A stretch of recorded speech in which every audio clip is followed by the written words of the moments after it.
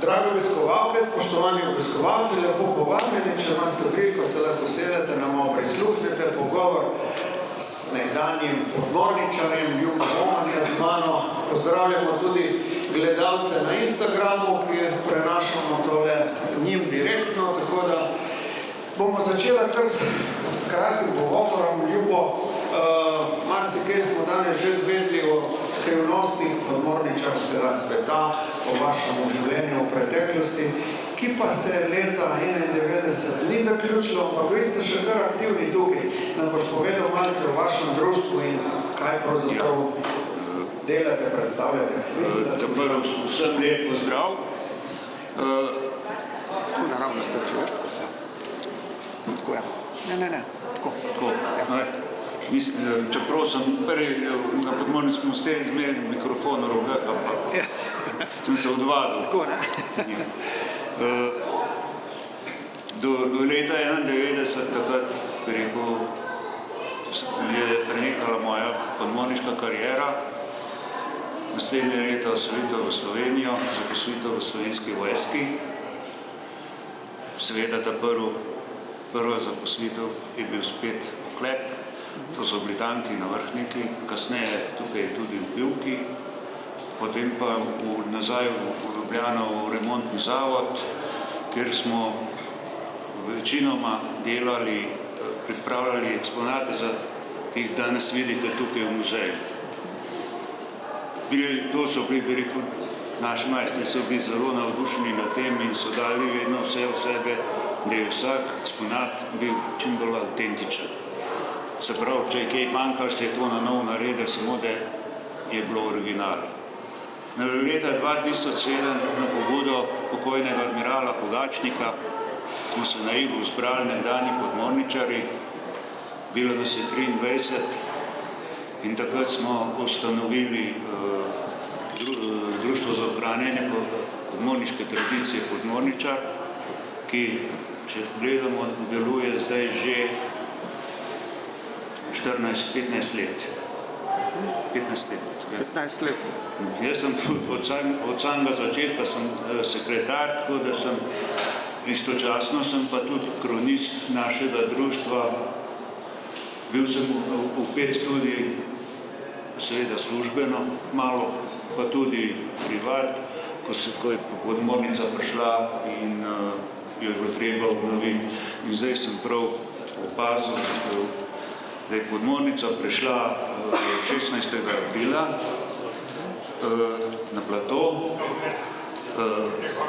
puščena v ogled 18. septembra istega leta. Ker gledal sem, da Srbi imajo so dobro pred 2 leti enako podmornico, šele letos so jo obnovili na Ušču. A je že odprta za javnost v Srbiji? Ne verjamem, da bo odprta, ker je na odprtem, ni nadstreška in sploh zraven, ki je na Ušču Save in Donave. Rabila bi isto nekaj podobnega, kot preko paviljon, te je v zaprtem, ker tudi v Tivtu je 911, je tudi zunaj, ni nadkrita, ampak njo lahko vidiš, ampak samo takrat, če je lepo vreme. Janez, tle smo imeli pri nas vedno dosti obiskovalcev, vsak dan ljudi, kot so danes tukaj, nas sprašujejo vse sorte od teh podmornic, 6 podmornic takega tipa je bilo narejenih. Morda veš usodo ostalih? Za 3 smo zdaj povedala. Ena v Beogradu, ena je v Črni Gori, ena je v Pivki. Bomo šli po številkah. 911 je v Tivtu, ne, 911 je v Beogradu, v Tivtu je 912, 913 je tukaj, 914 je pa bila zasežena od strani Hrvaške vojske in je bila modificirana, dodali so ji dizel generator, ampak ta podmornica je imela samo površinsko vodo, podvodno ni šla nikoli. In potem so oni, ki so videli, koliko to košta, so je dali na suho in tam še danes v gori stoji na suhem, propada. Se pravi, to ni moč videti, niti tudi ne, ni možno nabrati. Bi rekel, tudi ne vem, če blizu, ker je še zmeraj to vojaški kompleks, ne, delno. In samo ogled ni možno. 915 je pa razrezano. 914 je pa meni se zdi, da še čaka, zdaj verjetno bo postavljeno Herceg-Novo. In pa se tukaj konča. To je to, kar od teh majhnih podmornic. No, če se vrneva malce nazaj v ta čas, kako si ti doživel tvoje podmorničarske čase, kot je prej Janez pravil, pač po nekem končanem šolanju, izobraževanju, je to odločitev, ne? V to te ni mogel noben prisiliti? Ne, ker podmorniške enote, pripadniki podmorniških enot, od mornarjev do počasnikov, častnikov so vsi prostovoljci. Se pravi, na podmornico nisi mogel iti po ukazu, samo če si sam se strinjal. Potem pa normalno sledilo zdravniški pregledi, 6-mesečno šolanje dodatno še, in bolj, ko si vse to končal, si prišel v posadko, pa si spet moral se učiti, si moral polagati za samostalno upravljanje dolžnosti, polagati za dežurnega in šele pol, ko si vse to dal, si postal aktivni član posadke. S tem, da vsak od nas je pa svoje dolžnosti, ki jih je po stroki moral upravljati. Kako se spomniš prve vožnje? Ker ste prvič zaronili, je bil prisotno več straha ali več ponosa? To mi je bilo samo milo. Ni bilo, bi rekel, mogoče v začetku, ker nisi bil navajen, prvi je bilo malo čuden, ampak da bil kakšen strah. Ne. To bi rekel, zato, ker smo že prej, jaz sem že prej bil tako malo na morje udarjen, čeprav sem z gorenjskih koncev. In mi ni bilo velik posebnosti, da bi čutil kakšen strah. Pa si imel kdaj situacijo, da bi te bilo lahko strah? Si imel kdaj vdor vode v podmornico, kakšen popuščen ventil, kaj takega? Imeli smo enkrat, zato ker je pomočnik komandant pozabil glavni pokrov, ni dobro zaprl in mi smo šli dol in takrat se je vhodil sam tisti polmetrski premer, mlaz vode. Jaz sem pa glih tom radar ustavil, ker sem tudi mlaz gum avtomatski šel, da sem radar spustil dol anteno. In to je bilo to, ampak da je bilo pa kaj straha, tisto pa ne. Se pravi, ti si tudi z zaključil svojo podmorničarsko kariero z koncem za razpadu Jugoslavije, če tako rečemo?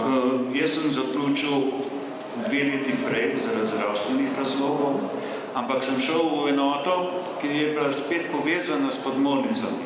Sem šel v to zaledno enoto logistično, kjer je bil tudi oddelek za polnjenje akumulatorjev skopna. Tako da tam smo spet bili 3 nekdanji podmorničarji, ki smo z njena delovali. Se pravi, na drugi strani so bile posadke, na tej strani je pa zmeraj bil eden od nas v izmeni. In pa smo se tako, da enkrat, ko sva bila še sama, on je slučajno, ker imel države doma s sinom, je bil invalid in je moral iti na bolniško. In jaz sem takrat ostal sam, tako da sem bil 3 dni in 2 noči v službi. Sem pa, ko sem vedel, sem pa se tudi hrano sabo prinesel. Si sam to pripravil? Da sem sabo rekel, da nisem bil lačen. No, veš kaj, tako, ko vas opazujemo podmorničarje, vidimo, da se ta nekdanja Jugoslavija v bistvu vam niti ne pozna razpad. Radi se dobivate z društvi iz celotne juge in dejansko to sodelovanje. Mi ne delamo razlike po nacionalnosti, ne po veri, ne po politični opredelitvi. Mi smo podmorničari. Pa ni važno, da se Združuje vas profesija. Ja, mi smo tovariši. Že takrat jaz za pol njih nisem sploh vedel, kaj so po nacionalnosti, kjer vele so.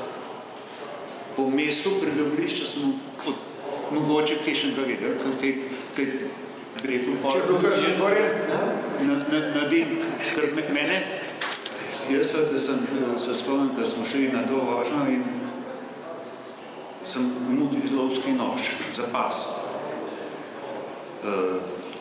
Če je bilo kaj za salamo narezati, pa to, da si imel čem, ne? In jaz tako grem, kaj me pa sodelovc prav, ti nisi Oman več, ti si od zdaj Osman. In to sem jaz dobil ta nadim. In bolj naslednjič, ko smo bili na taborenju, na Molatu pri Zadru, interesantno, mariborski taborniki, da so taborili to. Mi smo pa tudi, sami smo bili tako in družabno srečanje. Družbeni večer, da nam oni malo popestrijo, ne? In jaz tam sedim, začnem s tistim njihovim vodjem, začneva v slovenščini govoriti. Sodelovce, ki je bil sposojen, ker je Kristus, pa stran stoji, pa gleda, sluša, prav, dober, Osman, odkud ti znaš slovenač? Ker je mislil, da mi je priimek, da se piše Osman. Ker kolegi, ki so sedeli tam okoli, ki so me poznali, so vsi popadali od smeha. Sem rekel, normalno, kako da ne bi znal, če je to moj materni jaz. Pa vas začudili, ne? Mislim, to so take anekdote prijetne. Mislim, da bo zdaj prva stvar, ki jo bom po intervjuju naredil, da v mobitelu popravim tvoje ime na Osman, tako da se ne skraj. Pomišljaj Osman. Pomišljaj Osman, tako velja. Ker tudi, recimo, ta admiral Friedrich Moretti, če bi sklepali po imenu pa priimku, bi predvidevali, da je avstrijsko-italijanska naveza. Po imenu pa priimku. Pa ni, on je Bosanec.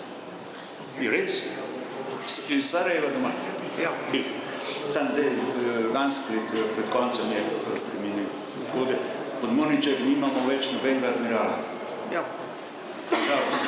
Nažalost, tudi narava za svojo Ja. naprej staramo vse, ne? Ljubo, Oman, pomišljaj Osman, jaz se ti iskreno zahvaljujem za pogovor. Obiskovalci lahko še kaj seveda vprašate, fantje so tukaj danes in še cel jutrišnji dan, lahko ste z njimi tudi v podmornico. Zahvaljujemo se vam za obisk, prisluh, pozdravljamo tudi naše Instagram gledalke in gledalce in se priporočamo za naslednjič. Hvala. Hvala na to.